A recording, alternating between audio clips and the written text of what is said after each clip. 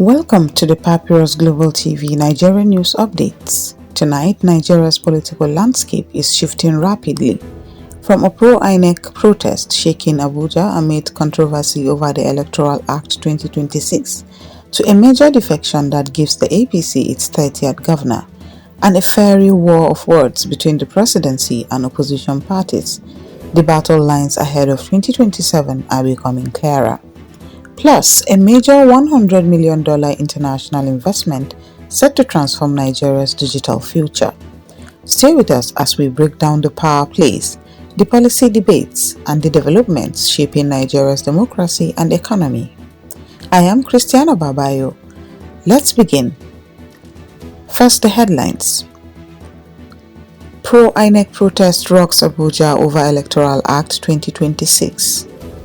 Supporters storm Abuja backing INEC as opposition leaders challenge controversial provisions of the new Electoral Act signed by President Bola Tinubu. APC secures 30th governor as Ahmadu Fintiri defects from PDP. Major political realignment reshapes Nigeria's power map ahead of 2027 elections. Presidency slams ADC, NNPP over reckless Electoral Act claims. Presidential aide Bayo Onanuga dismisses opposition allegations, insists reforms strengthen democracy. Nigeria secures $100 million European bank boost for nationwide fiber project. Communications Minister Bosun Tijani confirms fresh funding to accelerate 90,000 kilometer broadband rollout under Project Bridge. The news in details. Supporters of the Independent National Electoral Commission took to the streets of Abuja on Friday in a show of solidarity with the electoral body amid rising debate over the newly enacted Electoral Act 2026. Organized by the Ariwa Grassroots Leaders Assembly, the rally began at the National Assembly complex and concluded at INEC headquarters. Participants carried placards and chanted messages supporting the commission and its leadership ahead of preparations for the 2027 general elections.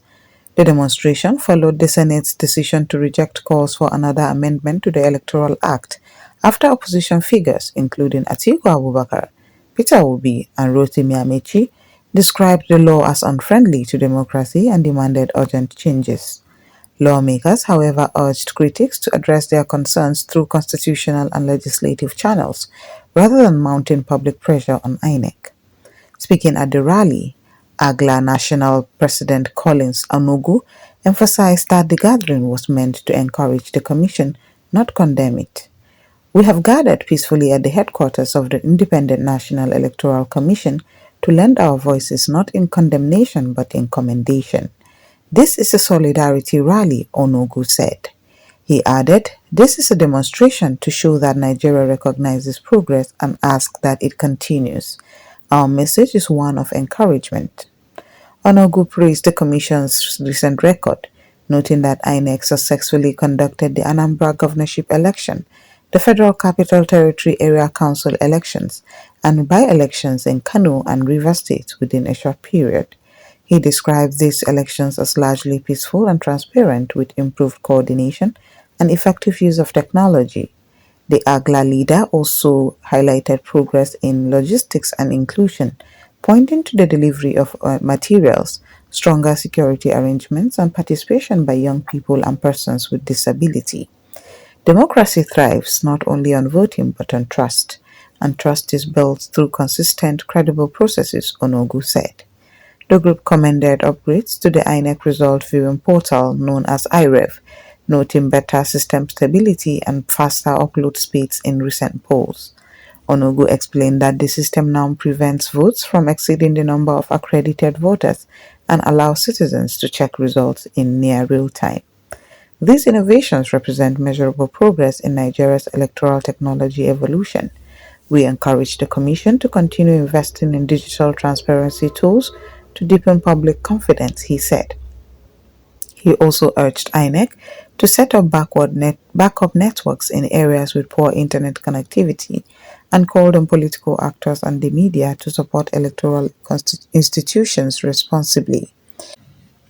Our presence today is driven by one message: do not relent. Electoral reform is not a one-time event, it is a journey, Onogu concluded. The rally comes amid ongoing nationwide discussion over the Electoral Act 2026, which was recently passed by the National Assembly and signed into law by President Bola Tinubu on February 18th. In a major political development, Adamawa State Governor Ahmadu Fintiri officially defected from the People's Democratic Party to the ruling All Progressives Congress on Friday, February 27th, becoming the 30th sitting governor under the party. In a statewide broadcast, Governor Fintiri announced that he was moving to the APC along with members of his cabinet and other PDP officials in the state. He described the decision as being in the overall developmental interest of Adamawa State and its people. The defection comes weeks after Kano State Governor Abba Kabir Yusuf joined the APC as its 29th governor, following his resignation from the New Nigeria People's Party amid alleged internal crisis and leadership disputes. Yusuf's move had sparked a wave of defections in Kano, involving state lawmakers and local government chairmen, significantly weakening the NNPP's political structure in the state.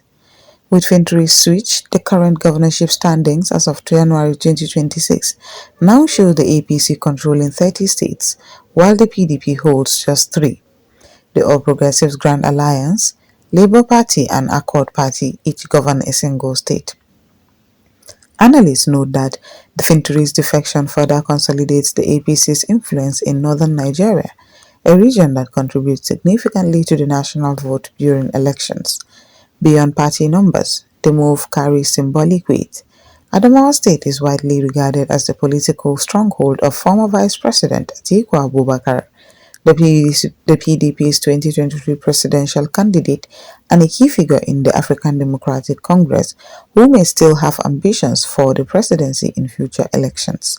Several commentators have suggested that this latest wave of defections could reshape both state and national political dynamics, giving the APC a strategic advantage in key regions ahead of 2027 polls.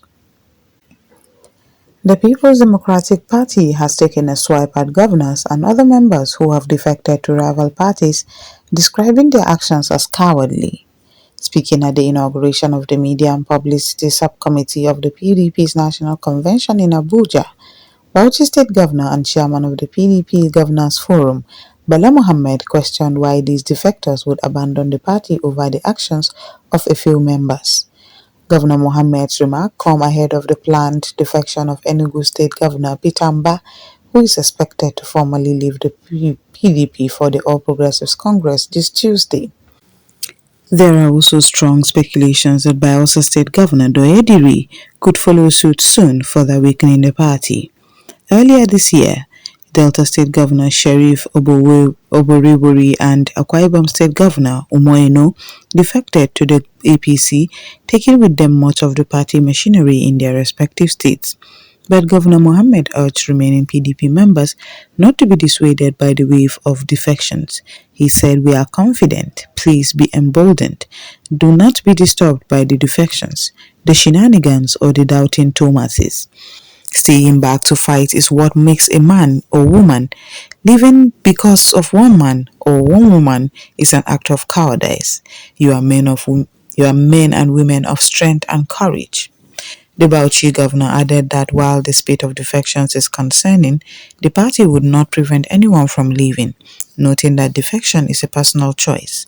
He also stressed that the situation could have been far worse if he and other party leaders had not worked tirelessly to address the underlying issues that prompted such movements.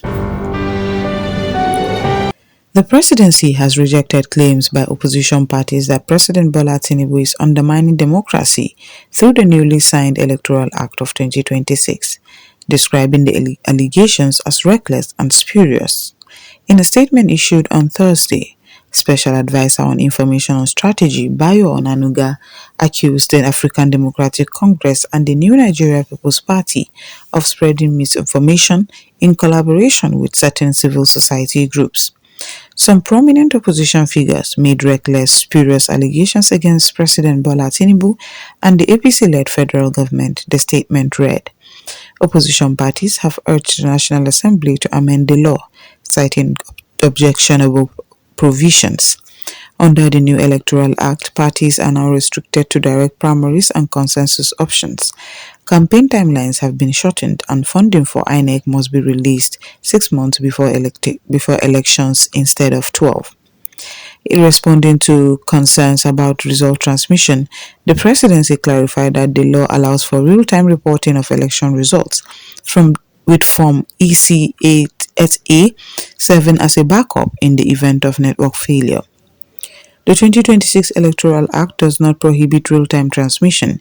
It simply stipulates that if transmission fails, the result recorded from the Form EC8A shall be deemed valid, the statement added. Onanuga also dismissed opposition fears of election manipulation, insisting that the reforms closed loopholes that were previously exploited. He defended the adoption of direct primaries, comparing the system to established practices in the United States. No aspirant should fear participation by party members in the primaries, the statement emphasized. The presidency further rejected claims that President Tinubu seeks to establish a one-party state, stressing that Nigeria remains a vibrant multi-party democracy. President Tinubu is a Democrat, an opposition leader who, alongside like-minded individuals, led the charge to defeat the PDP in 2015, the statement read. It concluded that opposition parties were crying foul because the rules of the game have been adjusted to prevent manipulation, such as result hacking. In Rivers State, Governor Siminalayi Fubara has congratulated All Progressives Congress candidates Ukalipe Napoleon and Lolo Bulabari Henrietta on their victories in Saturday's by-elections for two state assembly constituencies. The elections conducted by the Independent National Electoral Commission were held to fill vacant seats in the Rivers State House of Assembly. Napoleon emerged victorious in Aoda East State Constituency 2, while Bulabari secured the seat in Kana State Constituency 2, defeating candidates from other political parties. Governor Fubara described the wins as well-deserved, noting the candidates' popularity in their constituencies. It is the beauty of democracy. When the people believe in your capacity, they will give you their vote. I look forward to working with them and their colleagues in the State House of Assembly, he said. In a statement signed by his Chief Press Secretary, Onwuka Nzeshi, the governor also commended residents of the affected constituencies for maintaining peace before, during and after the elections. It is notable that the APC was the only major party that participated in this contest, as the People's Democratic Party, Labour Party, and African Democratic Congress were absent from the ballot. The All Progressives Congress has approved the composition of subcommittees for its 2026 National Convention, a move aimed at ensuring a transparent and credible exercise. In a statement issued on Tuesday in Abuja, the party's National Publicity Secretary, Barrister Felix Morka, said the committees are tasked with coordinating operational, administrative, electoral, logistics, security, and program activities for the convention. Governor Abiodun Oyebanji of Ekiti will chair the aspirant screening committee, with Kogi Governor Usman Ododo as co-chairman and former Senate President Ken Nnamani serving as vice chairman. Jigawa State Governor Umar Namadi will head the screening appeal committee alongside Governor Francis Nwifuru of Ebonyi and former national chairman Dr. Abdullahi Umar Ganduje. The election committee will be chaired by former Katsina State Governor Aminu Bello Masari and ex-Senate President Anyim Pius Anyim, Governors Ubasani and Monday Okpebolo serving in leadership roles. The election appeal committee will be chaired by Governor Abu Kefas, with Governors Siminalayi Fubara and Abba Kabir Yusuf as co-chairman and vice chairman respectively. Governor Hope Uzodinma will chair the finance committee, assisted by Governor Babajide Sanwo-Olu and Finance Minister Wale Edun as co-chairman and vice chairman. Senate President Godswill Akpabio will lead the ceremonial program and events committee, supported by Speaker Tajuddin Abbas and Secretary to the Government of the Federation George Akume. The Delegates Accreditation Committee will be chaired by Governor Babagana Zulum, with Governor Umoeno and Deputy Senate President Barau Jibrin in supporting roles.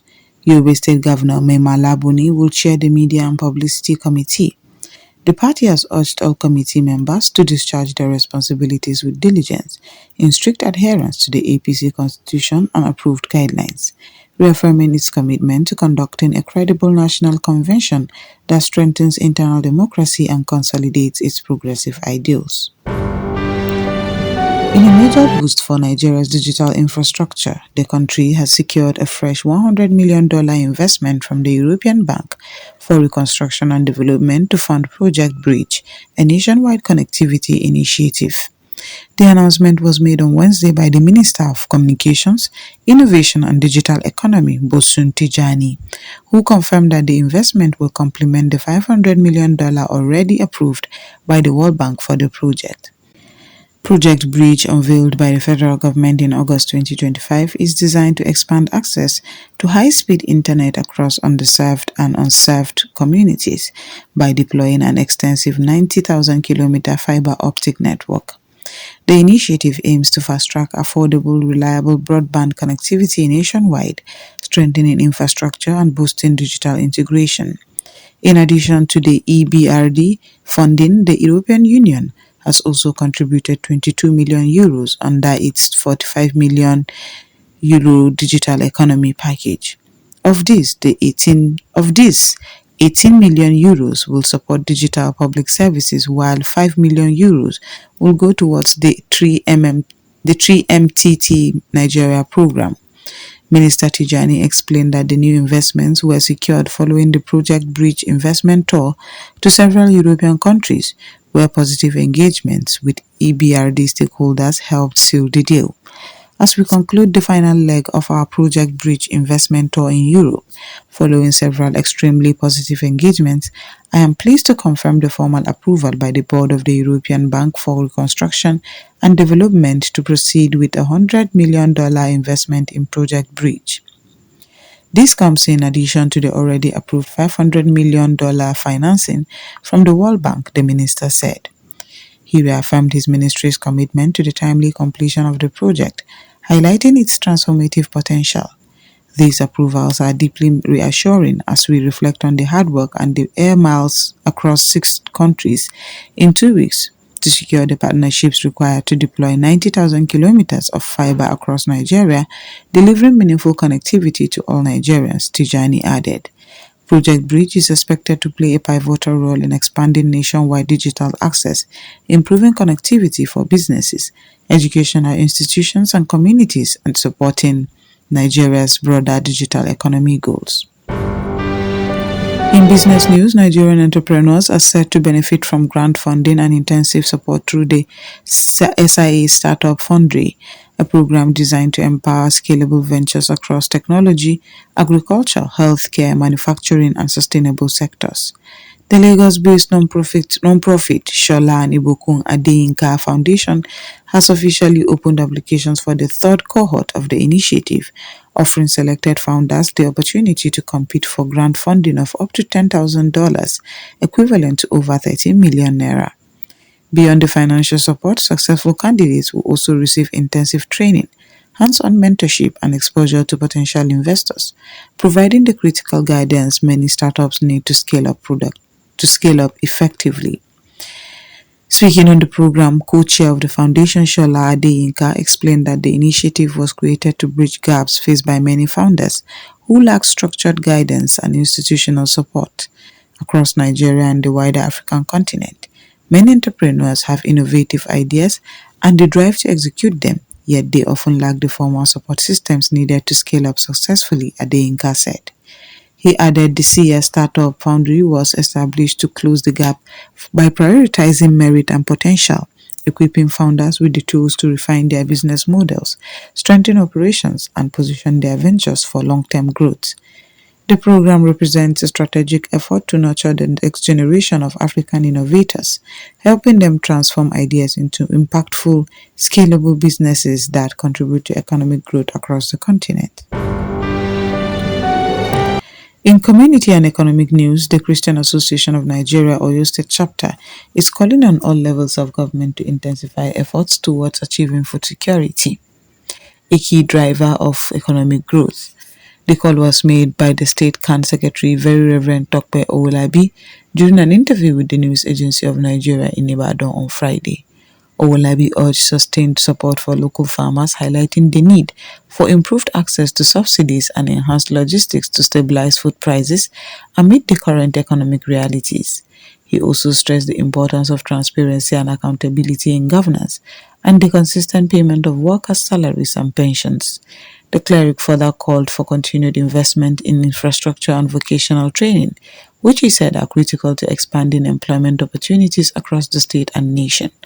Addressing security concerns, Owolabi emphasized the need to strengthen law enforcement and enhance intelligence gathering to tackle rising insecurity. He also highlighted the significant role faith-based organizations can play in promoting national unity and reconciliation. According to Owolabi, such organizations can serve as neutral mediators in conflict, leveraging their moral authority and trust they enjoy within local communities. Interfaith engagement and dialogue can foster mutual understanding among Nigeria's diverse religious groups, he said, noting that faith-based initiatives in healthcare, education, and poverty alleviation can help address shared societal challenges and promote social cohesion. Owolabi added that these organizations could partner with government agencies and non-governmental organizations to expand poverty reduction programs. He cited recent efforts including distributing bags of rice to orphanages and working with stakeholders to promote peace and stability across communities. In economic and investment news, the federal government has intensified efforts to reposition Nigeria's mining sector, with the Minister of Solid Minerals Development, Dele Alake, revealing that the country is ready to leverage Canada's advanced technology and global expertise to accelerate reforms and unlock the sector's full potential. Speaking during a meeting with Canadian High Commissioner to Nigeria, Pascal Salvaggio, in Abuja, Minister Alake emphasized that deeper bilateral collaboration would attract foreign investment, entrench international best practices, and drive sustainable growth in mining. He recalled Canada's historic support for Nigeria during the pro-democracy struggle of 1993, describing the relationship as an enduring partnership. Alake assured that Nigeria is committed to building a transparent, investor-friendly mining environment, prioritizing the formalization of artisanal mining, technology transfer, capacity building for professionals, and improved regulatory oversight. To boost investor confidence, he highlighted incentives including tax waivers on imported equipment and full repatriation of profits after statutory obligations. The minister added that the creation of the Nigeria Solid Minerals Company could further strengthen governance and attract global investors, signaling Nigeria's seriousness in developing the sector. High Commissioner Salvaggio commended the initiative, noting Nigeria's potential as Canada's largest trading partner in Africa within the next decade, particularly in mining, where Canadian expertise aligns with Nigeria's vast mineral resources, including lithium, gold, and rare earth elements critical for the global energy transitions. Both countries have agreed to establish a joint working group to identify priority areas of cooperation, develop clear timelines, and ensure measurable outcomes from renewed engagement. Alake reaffirmed President Bola Tinubu's commitment to using foreign direct investment as a pathway to economic growth and job creation, emphasizing the government's focus on economic transformation and sustainable development for Nigeria's youthful population. With these reforms and partnerships, industry experts say Nigeria is well positioned to attract global investment, diversify its economy beyond oil, and unlock the enormous potential of its solid mineral sector. That's a wrap for today's edition of the Papyrus Global TV Nigeria News Update. From pro-INEC protests in Abuja, political shifts with governor's defection, and the 2026 Electoral Act to reverse by-elections, APC convention updates, project bridge funding, and Nigeria-Canada mining collaboration, we've brought you the stories shaping Nigeria and the continent. Stay informed and connected. Follow the Papyrus Global TV on YouTube, Facebook, Instagram, and X for breaking news, exclusive reports, and in-depth features. Thank you for watching. I am Christiana Babayo.